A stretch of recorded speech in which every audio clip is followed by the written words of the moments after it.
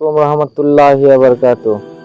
হে সবুজ শ্যামল সতেজ পৃথিবীতে জীবনযাপনকারীরা, হে পৃথিবীর স্বাদে ও আনন্দে উন্মাদ ব্যক্তিবর্গরা, হে রঙিন উন্মুন্পোত পৃথিবীর মরীচিকার প্রতি আকর্ষিত ব্যক্তিবর্গ, হে সুন্দর পৃথিবীর সৌন্দর্যে মিশে যাওয়া ব্যক্তিবর্গ, যে চিরস্থায়ী ঠিকানাকে ভুলে গিয়ে অস্থায়ী ঠিকানার অবসানকারীরা, ওই দুঃখ ভরাক্রান্ত পথ অন্ধকার রাতের ন্যায় হবে। সেখানে না থাকবে সূর্যের কিরণ, না চাঁদের আলো, না থাকবে কোনো তারকা রাজির আলো, না কোনো ইলেকট্রিক বাল্বের আলো, না কোনো সাধারণ চিরাগের আলো, না চোখে পড়বে কোনো জোনাকি পোকা। ওই দুঃখ ভরাক্রান্ত পথে একক কোনো মরুচারীর ন্যায় হবে।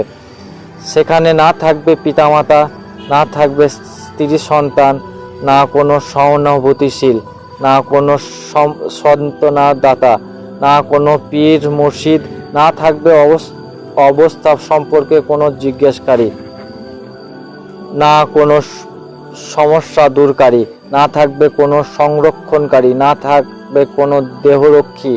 সেখানে না থাকবে কোনো দল, না থাকবে কোনো দলনেতা, না থাকবে কোনো সভাপতি, না কোনো মুখ্যমন্ত্রী, না কোনো মন্ত্রী বড়াই, না থাকবে সিন্ডিকেট ও অ্যাম্বুলেন্স, কোনো ঠাটবাট বা আদালতের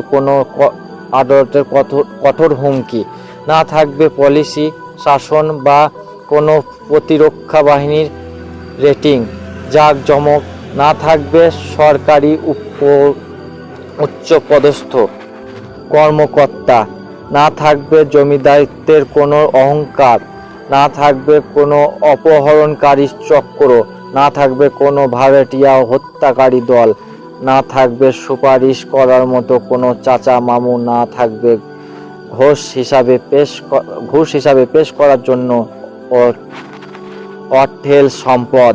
ওই দুঃখ ভরাক্রান্ত পথ কোনো বিষাক্ত প্রাণীর আতঙ্কের ন্যায় আতঙ্কিতময় হবে। মাটির ঘর, মাটির বিছানা, আলো বাতাস শূন্য, পোকামাকড়, বিষাক্ত সাপ বিচ্ছু, সর্বোপরি অন্ধমুখ ফেরেশতা এসে দাঁড়াবে মাথার উপর। না থাকবে ভাগার সুযোগ, না হবে শান্তি। হে আল্লাহ ও তার রসুলের প্রতি ঈমানদারগণ, সুসংবাদদাতা ও সতর্ককারী রূপে প্রেরিত রাসূল মুহাম্মদ সাল্লাল্লাহু আলাইহি ওয়াসাল্লাম বাণী সমূহ মনোযোগ সহকারে শুনুন।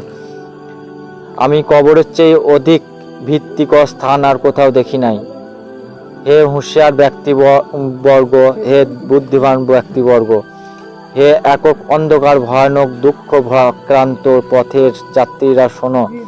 খালি হাতে সাথীবিহীন দুঃখ ভরাক্রান্ত যাত্রা পথে ঈমান ও নেক আমল, নামাজ, যাকাত, রোজা, হজ, ওমরা, কোরআন তেলাওয়াত, দোয়া, দরুদ, দান, খয়রাত, নফল ইবাদত, পিতামাতার প্রতি সৎ ব্যবহার, আত্মীয়তার সম্পর্ক রক্ষা করা, এতিম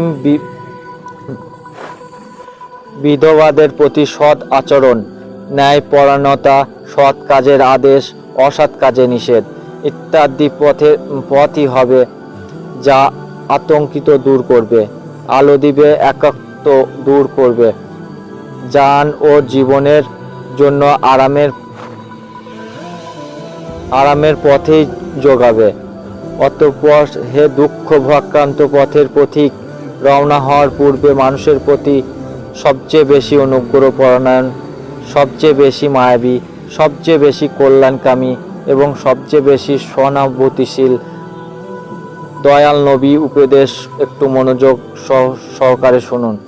একদা নবী সাল্লাল্লাহু আলাইহি ওয়াসাল্লাম ওই দুঃখের ভরাক্রান্ত পথের কবরের পাশে বসে অশ্রুজল হয়ে গেলেন, এমনকি তার চোখের পানিতে কবরের মাটি ভিজে গেল।